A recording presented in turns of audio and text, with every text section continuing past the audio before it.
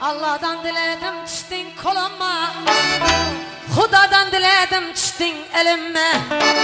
Yazdır ata hanım düymelerini, erkele bütün çişse de güllerini. Hapalı gelme